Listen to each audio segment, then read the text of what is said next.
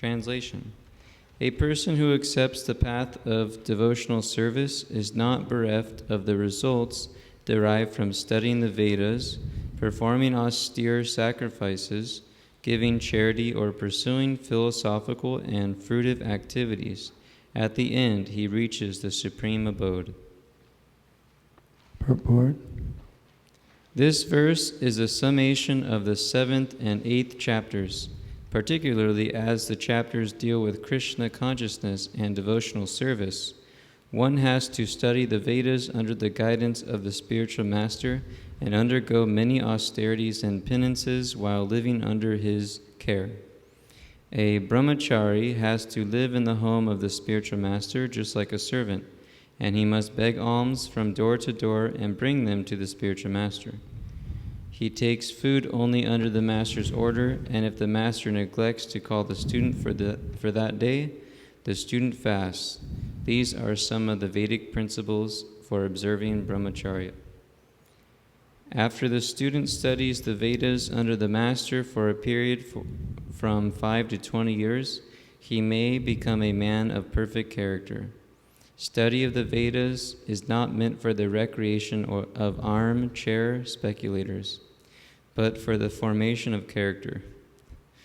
After this training, the brahmachari is allowed to enter into household life and marry.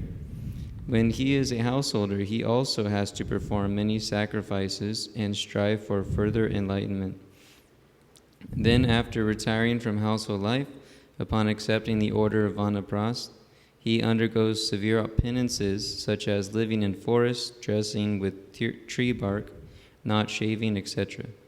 By carrying out the orders of the brahmachari, householder, Vanaprastha, and finally sannyas, one becomes elevated to the perfectional stage of life.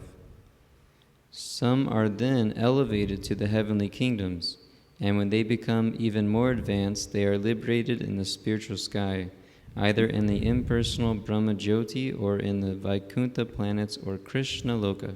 So devotional service is the direct path to the supreme Param Sthanam, the supreme abode. The other paths of fruit of work, Karma Kanda, Jnana Kanda, Upasana Kanda, these paths are not direct to the supreme abode. They lead to intermediate destinations such as heavenly planets. The karmis are interested. That's good. The karmis are interested in heavenly delights. They want to enjoy the senses. And the jnanis, they study the Vedas to understand that they're not the body. Aham Brahmasmi. And they want to get free from the idea of being a person. They see that having a body is troublesome because there's death and there's a disease and there's persistent desires that don't stop and frustration. So they're more thoughtful and they decide, I'm not going to participate in the karmic world anymore. I'm going to become one with Brahman, one with the Supreme. That will stop everything. But that's not a permanent solution to the problem because they are still persons. We know this because Krishna says, Mamaivangso jiva loke jiva bhuta sanatana. The living entities are my eternal fragmental parts and parcels. So living entities are persons, spiritual beings, and they can't stop having desires. But The impersonalists don't know that the real position of the living entity is not to simply stop activities, but to engage in loving activities in relationship with Krishna. That's the real perfection of life. Nate vidu svartikatemi Vishnu, but who knows that now? Who's thinking that the goal of my existence is to be engaged in the service of the Lord? Practically no one is thinking like that. They're thinking, let me enjoy for now, or some are thinking, let me enjoy more in my next life, or some are thinking, let me annihilate the self. But devotional service is very rare. Therefore, Krishna explains, Manushyanam sahasreshu kaschid yatati siddhaye yatatam api siddhanam kaschid mam veti tatvata. Out of many thousands among men, one may endeavor for perfection. And of those who have achieved perfection, hardly one knows me in truth. Most people are not striving for perfection, but of those who are striving, it's rare to find someone who is a devotee. That's because this material world is a place where the fallen souls congregate. This is not the real world. The real world is in the spiritual sky. This is the prison house where the rebellious living entities come. The ones who want to forget Krishna. So we're in that category, but by associating with the pure devotees, even those who are trying to forget Krishna get the opportunity to be reestablished in their natural position. And that's the process of devotional service. Therefore Krishna says, Bhaktya mam abhijanati vyavanyas chasmi tatvata. Only by devotional service can I be understood. So one can take to devotional service immediately. He doesn't have to go through all the different stages. Here we're learning about the brahmachari stage. Brahmachari begins, brahmachari gurukule vasandanto guruhitam, komara achare pragyo dharmam bhagavatanya. At the age of 5, a child is sent to the Gurukula, and he lives there as a servant of the spiritual master. Not just a servant, but he's a student also. He's being educated on the highest platform of transcendental knowledge. But it's part of the education that he develops culture as well, practical application. For example, humility, achare. He considers, he acts like a servant to the spiritual master. This is good training in humility. Because when the spiritual master is pleased, when the guru is pleased with him, then out of his kindness he bestows transcendental knowledge. So the reciprocation is very nice. Teacher, a real teacher is satisfied if he has a good student. A student that wants to learn. He's prepared to stop everything else and just teach that one student.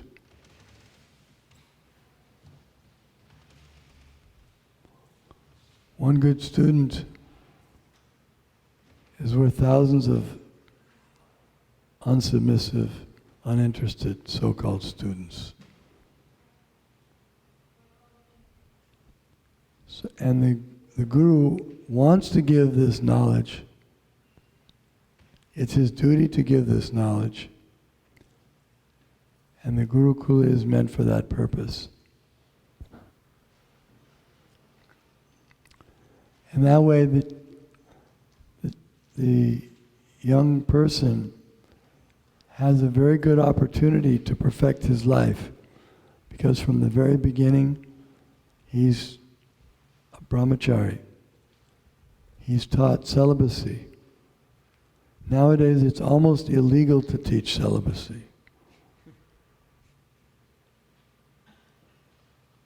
If you try to teach celibacy, they'll shut your school down. So that means our so-called progress of civilization is going the wrong direction. We don't know the value of celibacy and simplicity and humility. These are wonderful qualities, and they need to be cultivated in the right environment. But even if we missed the opportunity for Gurukula, most of us did not attend Gurukula. We did not know about Krishna consciousness when we were 5 years old. But we see some of the parents are bringing their children now for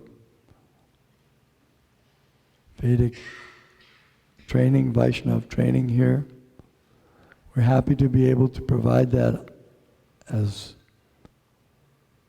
humble a beginning as we are, but we would like to develop it. In fact, we'd like to have all grades, all levels of education, from the age of 5 all the way up to college and university. Because this is the real education. This is practical because it solves all the problems. What are the problems? Janma mrityu jara vyadi dukkha dosha anudarshanam. The real problems of life are birth, old age, disease, and death. And there's only one way to stop those things, and that is to become a liberated soul, to become a pure devotee of Krishna. Then, Tyakva deham punar janma naiti mami te sarjana. Janma karma chame divyam evam yo veti tatvata. One who knows the transcendental nature of the Lord's appearance and activities does not take birth again, but attains my eternal abode, Krishna says. That's the solution. Any other so-called solutions is just patchwork. Doesn't really solve the problem. We have to solve the problem of why we're in this material world, because we have impure desires. We want to lord it over material nature, but we're not the lords. We're trying to be something that we're not. We're trying to rule over material energy or other living beings. We want to have control over them. We want them to follow us, to respect us. We want to enjoy wealth. We want to be famous. This is not our nature. We're not meant to be the supreme worshipable person. We're not meant to own things. We're thinking that we're supposed to be owners, but there's already an owner. There's one owner, and that one owner, Bhoktaram Jagatapasam Sarvaloka Maheshwaram. Sarvaloka means all the planets are owned by one person, Lord Shri Krishna. We may have a vote, take a democratic vote and say we vote that he doesn't own everything, that we own it. But it doesn't stand up. He's actually the owner. And the proof is that no matter how much we claim to own in this world, at a certain time, we're thrown out of this place and all the property remains, and we have nothing to do with it. Not only individually, but even collectively. One nation says, this is our country, this is our land. We control it, we exploit it, we enjoy it, we abuse it. But we're also, as time goes on, that nation is dissolved and another name is given to that land and another group try to enjoy it. This is Maya, this is illusion. Such education is required to teach people the reality, what's actually our situation. We don't belong here in this material world. We belong in the spiritual world as happy associates of Krishna. All the residents of the spiritual world are completely satisfied because they're in connection with Krishna. And all their necessities are provided. Someone may object, yes, it's very nice that you're trying to be Krishna conscious, but we have to maintain ourselves, we have to take care of all of our necessities. No, Krishna is doing that. Krishna is supplying for every living entity.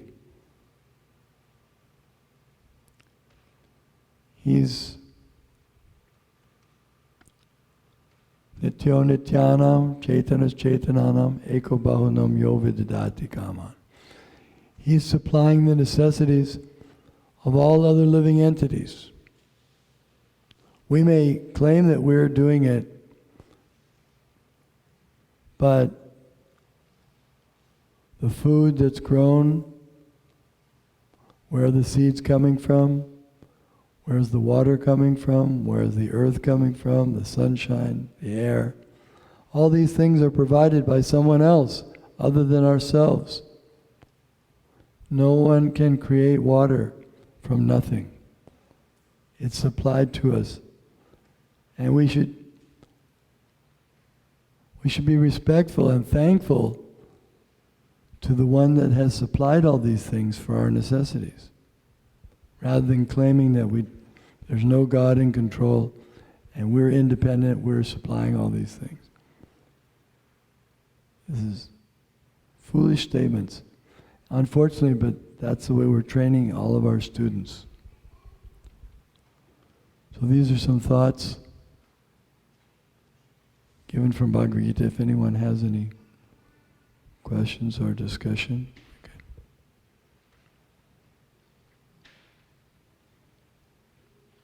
Okay. Hare Krishna, thank you. You said that if the spiritual master is pleased with the disciple, then he will bestow transcendental knowledge. I'm just wondering exactly what is it meant by transcendental knowledge? We know the Guru doesn't just touch you and you become enlightened, but what exactly is this transcendental knowledge? He explains everything. The Vedas, Nigama kalpa taror galitam palam shukamakadamrita samyutam pibata bhagavatam rasamalayam uhuraho rusika bhivabhagavika. It's like the ripened fruit. Srimad Bhagavatam is the ripened fruit of all Vedic knowledge. Everything is given in the Vedas. Cosmology, philosophy, religion, history, physics, biology, Ayurveda, medical science. There's the science of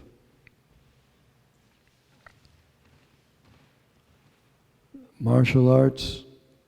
Is vast science. It's not just shooting some arrows or throwing some stones. They have astras, how to shoot weapons, how to protect, sociology, how to design society, varnashram. It's a whole, we have a complete legal system. It's so absurd when people say that Krishna consciousness or Vedic culture is a cult. It's the oldest culture in the world. How can it be a cult? By definition, a cult means something new and made up. But this culture has been in effect since time immemorial. The whole Manu Samhita is the system for law and order. Political science is given everything. Even this, it's like today, in our modern scientific understanding, we don't have any understanding of how a person becomes alive. How is it? We know that when there's union between a male and a female, under certain circumstances, an embryo is formed, but we don't understand what life is. And we don't understand how to determine what type of living person will be entering into the parents. But the Vedic culture, it's so scientific. By adjusting the consciousness, they can determine what type of soul they'll have as a child. So any field you want to go into, agriculture, music, in the Sri Garga Samhita there is a description of Vedic music. Narad Muni is learning from goddess Saraswati. There are millions and millions of ragas. There's a whole science, raginis, ragaputra, different notes.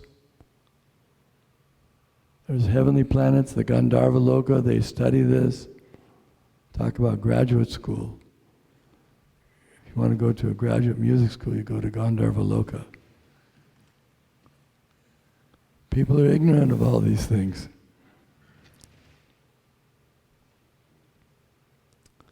So, transcendental knowledge is there in the Vedas, but the Vedeshu Durlabham Adurlabham, Vedeshu Vedaischa Sarvarahameva Vedyo Vedantagrid Vede Vedevacha. But the goal of all the Vedas is Krishna. So the main thing the Guru teaches the disciple is about Krishna and himself and devotional service. But learning about Krishna means learning everything because he's the source of everything. He's maintaining everything. Everything emanates from him. How can you separate him from anything? So learning about Krishna means learning about everything. That's why Prabhupada conquered the world.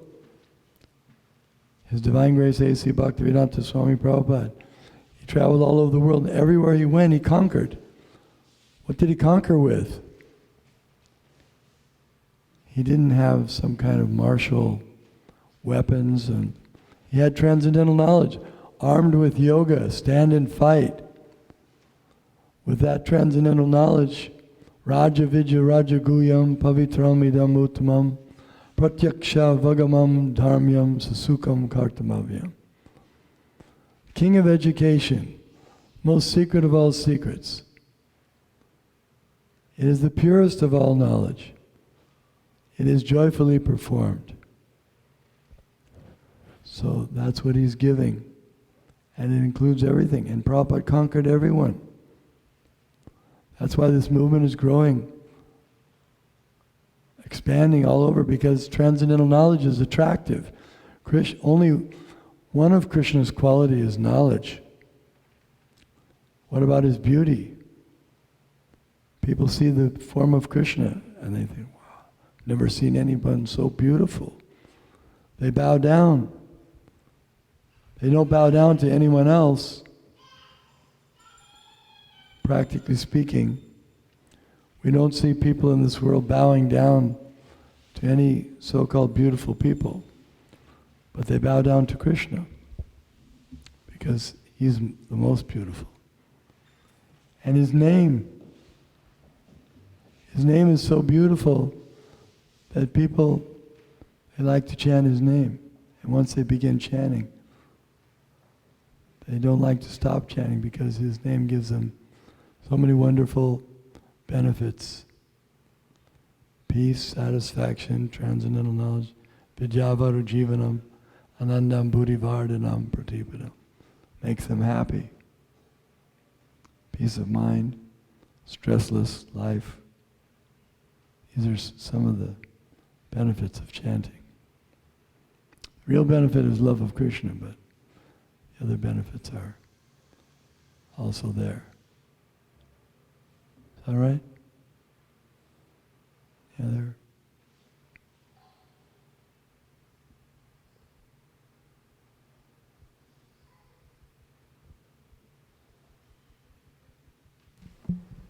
Hare Krishna Maharaj, Haribol. Could you describe the sound and effects of Krishna's transcendental flute a little bit? I haven't heard it myself. If I had heard it, I probably wouldn't be here. I'd probably be in this spiritual world because it's so attractive that one just... Well, to give a description that we find in the Vedic literature, when Krishna plays his flute, even inanimate objects like stones begin to quiver in ecstasy. And animate persons, they become stunned like stones. So things kind of become topsy-turvy. It's so, when Krishna plays his flute and it enters into the ears of the gopis, they immediately stop what they're doing. Even though they have so many duties, family duties, social duties, religious duties, they immediately run to him.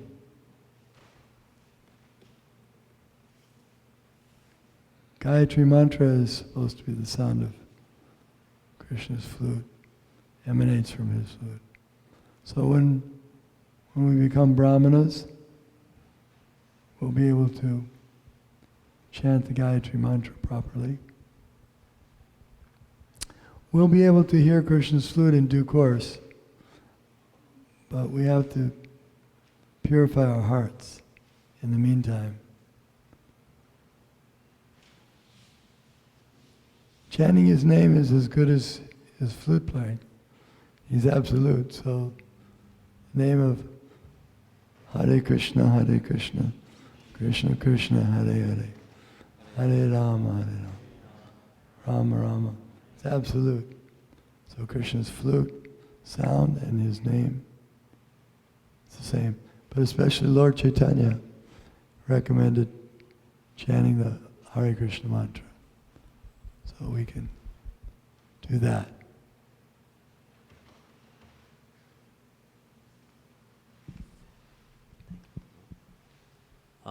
So I have a question about these desires. You said that the living entity, it never stops the desiring. And as long as we're in the material body, we have ones that we don't like. I think we've all experienced that. But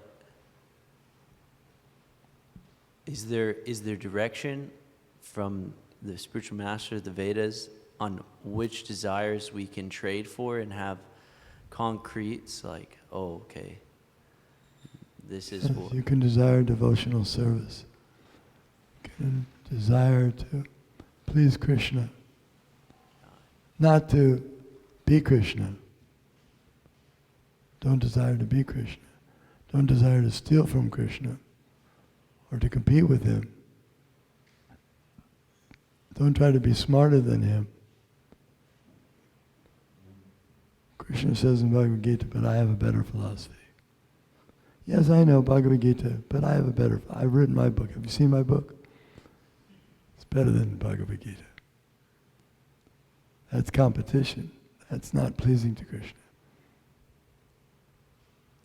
But, oh, have you seen Krishna's book? Ah, here, take a look. This is the real book. That's pleasing to Krishna. So don't try to be a scholar independent of Krishna, but try to study Krishna's book and understand it and teach it to others. That will please Krishna.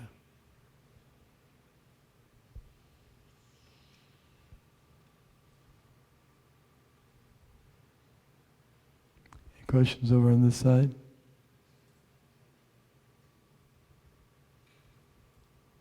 Here.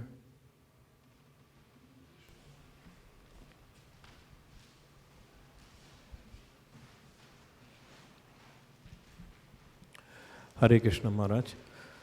There are quite a few people who say, I do believe in God, but it seems like God has created this material platform for me to enjoy. Otherwise, why would he even create something like alcohol? Or why would he even, create some kind of a, intoxication or something, attachments? Why would he do that? It means that he wants me to indulge in certain types of, satisfaction. You'd like me to comment on that? No, I mean... Yeah, I'll comment on that. I'll be happy to. Why does he write a book and say, don't do it? Yes, Maharaj, yeah. Instead of speculating, why does he do it? It must mean like this. No, read what he says in Bhagavad Gita. These things are not to be indulged in. Throughout the Vedas we find Striya, Shuna, Pana. These four things, indulgent in flesh eating, are to be given up. Meat eating, flesh eating, intoxicants, pana, illicit sex, and gambling. These things, they're in the category of ignorance and passion. Kama, krodha, lobha, moha, mada, matsarya. These things are to be given up. Lust, anger, and greed, kama, krodha, lobha, trividam, narakasyedam. These are the three gates leading to hell. Why does he say things like that? Have you read Bhagavad Gita? So why do you say, why does God create these things? Because living entities, some of the living entities want them. It's not that he wants them to take them, but they want them, so he provides a place for them. But he instructs them, don't do it. But he doesn't force. He doesn't take away one's free will. It's like society. Society has laws, and they train all the people, the citizens, to follow the laws. But if the citizen doesn't follow the law, that's his prerogative. But then he has to take the consequences. So yes, you may theorize, why all this alcohol is here, all these opportunities for eating meat are here. I'm sure God must want me to enjoy it. That's not what he says. You can do it anyway, but then you take the consequences. You have so many problems because of that. You have problems now, immediate problems, then you have problems, midterm problems, long-term problems, the karmic reactions, your next lifetime, so many things, lifetime after lifetime. So you have to be intelligent to determine. But don't speculate what God wants. Hear from Him in Bhagavad Gita. And hear from the Mahajans. The advanced devotees, they'll tell you what Krishna wants, what God wants. Hare Krishna Maharaj.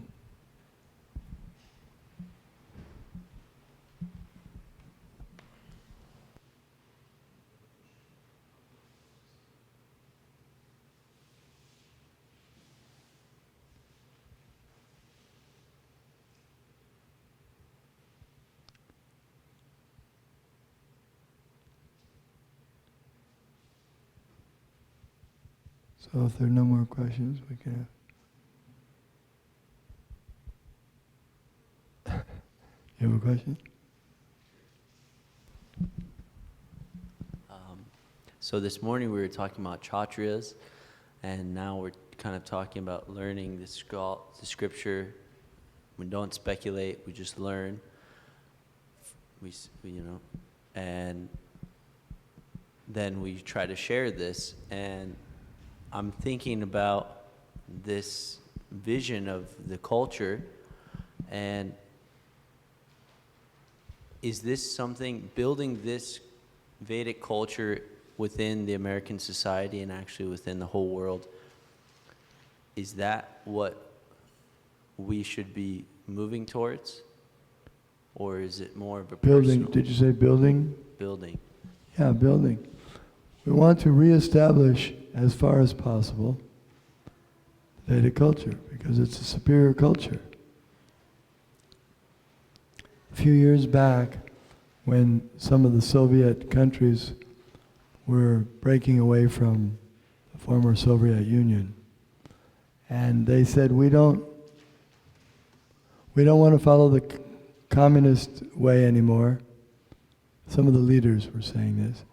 And we don't want to follow the capitalistic way either. Because they didn't like capitalism and they didn't like communism. They said, so we're open to new ideas. So some devotees presented Varnashram, Vedic culture, and they were interested in exploring it.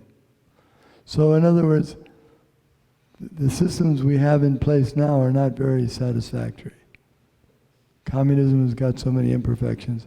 Capitalism has got so, at least as we're applying it, has so many imperfections. But you can have Krishna consciousness even in a capitalistic society as long as it becomes God-centered. As soon as you take the God out of anything, it becomes useless. As soon as you have a nice automobile, a nice Toyota, use it for God, it's wonderful. Don't use it for God, it's a mess. It's simply leading you to a very destructive situation. Anything. Even good food, we may say, well, good food doesn't require any God-centeredness. It's just good organic food. No, because if you feed good organic food to a bad man with a bad consciousness, he'll use his strength to harm others. And that's what we see now, slaughterhouses, Planned Parenthood clinics. This is how good food can be misused to create persons who will harm others. So everything can be, so here we are in a capitalistic society. All right, so elect a president, a devotee. You like elections? You want to vote? All right, so vote for a devotee. Let's put a devotee up for a candidate. And if the devotee wins, then it's beneficial for the society. They'll be able to introduce some of these Vedic principles. Yad yad acharati shreshtas tatadeve taro janaha sayat pramanam kurute lokas tadanuvartate. Whatever standards are set by a great person, common men follow. So if the president's chanting Hare Krishna, well, then that's nice. And other people will say, well, let us chant Hare Krishna. The Beatles chanted Hare Krishna, and the young people at that time, they thought, well, we'll also chant Hare Krishna. We follow them.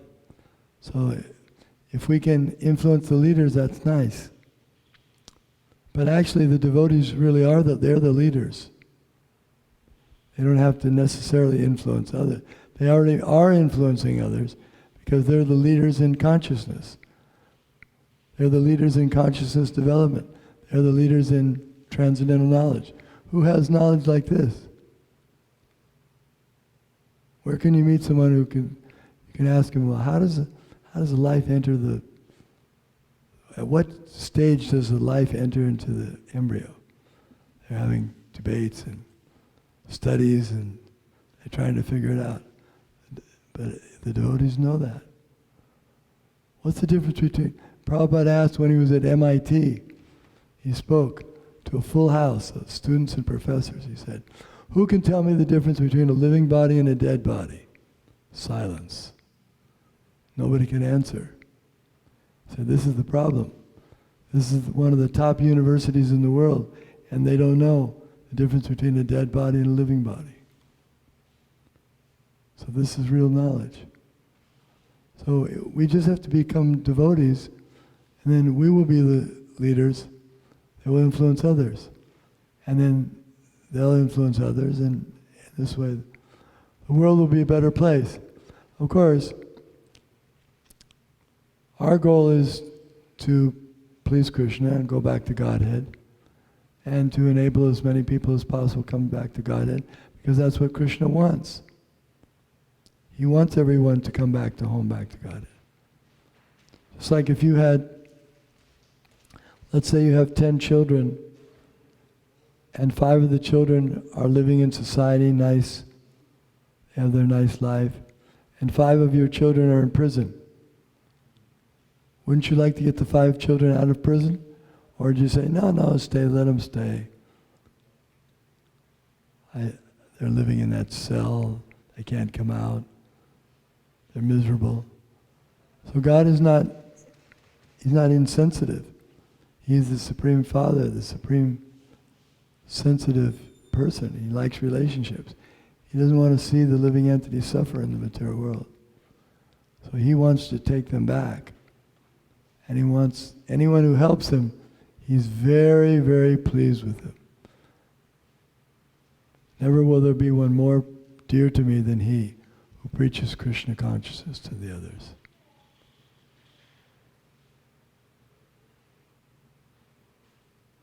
Is that all right? Question here?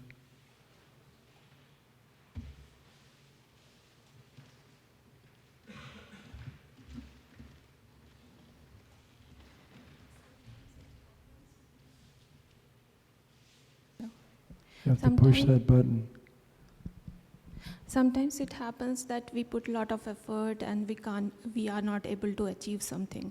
But sometimes it happens we don't put any effort and the opportunities comes in our way. Why? So let me see if I got that. Sometimes we don't make any endeavor and we get good things or achieve something. We put a lot of effort to achieve something, but sometimes it doesn't happen. And when we don't put any effort, it automatically comes in our way. Why? Yeah, it means we're not the controller. It means we don't have control over the results.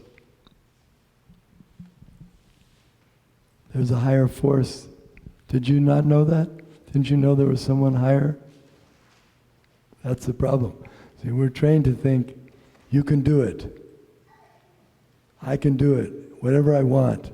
I just have to think really hard, and I have to try, and if I read that book on how to make $1 million, I can do it. And I'm going to do it, and nothing's going to stop me, and I keep hyping myself up. I can do it, we can do it.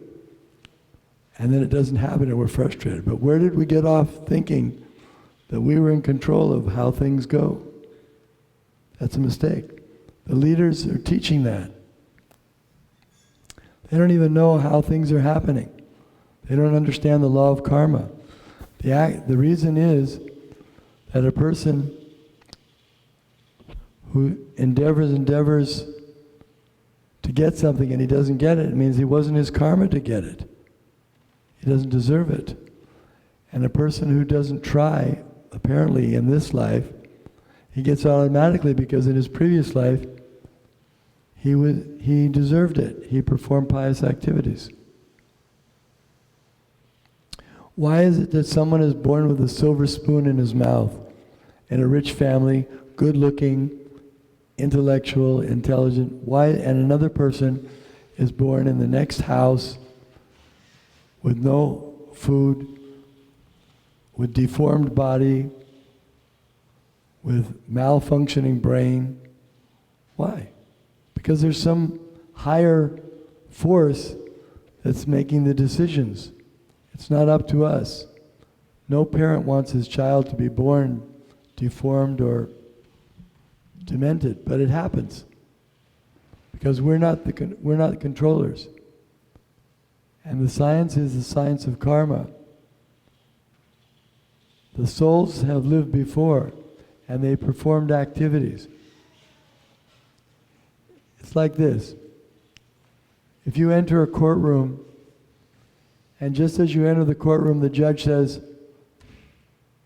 I find this person guilty and sentence him to 30 years in prison. Next case. And you say, wait a minute.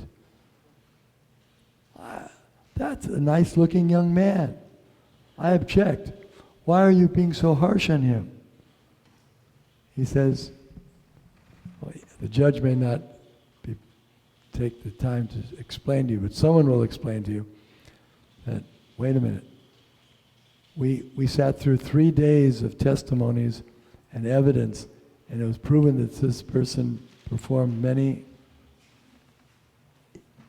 illegal activities, and so the judge is finding him. This is not the first time he's been in this court. He was charged with the same things 4 times. So in other words, he's performed activities that warrant his being given that sentence.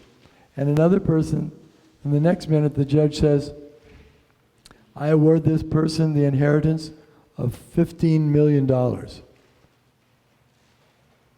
And again, you might stand up and say, I object, Your Honor. What is this? He doesn't need $15 million. Why don't you spread it out amongst the rest of us here in the court? That would be a better, but no. That's because of his particular circumstance. He deserves to get that, and therefore he's awarded that. You understand?